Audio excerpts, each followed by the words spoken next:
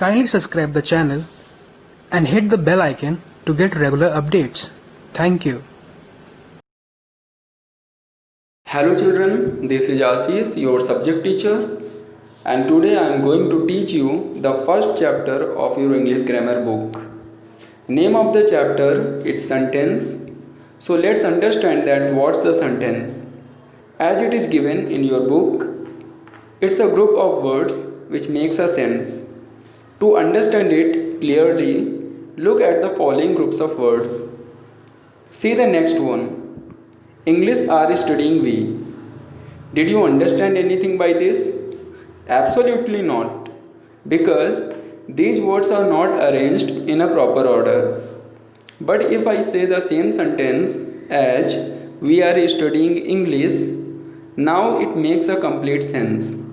So we have concluded that a sentence is a group of words that makes a complete sense. Now we will know that how many sentences are there. Sentences can be classified into different types mainly on two bases. On the basis of function and on the basis of structure. Today we shall study sentences on the basis of their structures. The first one is assertive.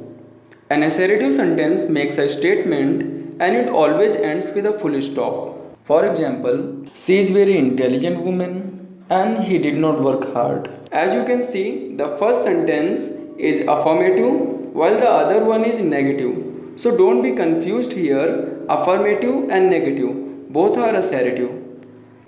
An interrogative sentence asks a question and it always ends with a question mark. Generally, they starts with question word or a helping verb.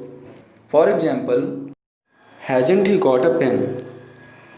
And do they come here very often?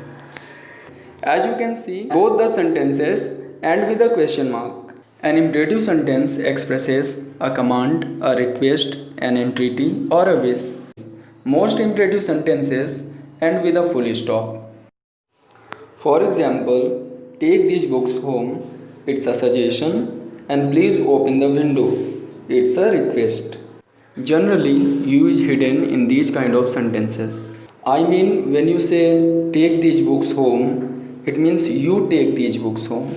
Similarly, when you say open the window, it means you open the window. Understood? And the last one is exclamatory. An exclamatory sentence expresses strong and sudden feelings such as surprise, anger, excitement, or happiness. For example, bravo, we won the match, and what a beautiful day it is. Both the sentences have sign of exclamation. Hope you have understood the chapter.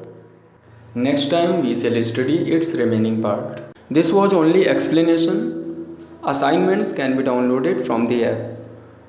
Thank you.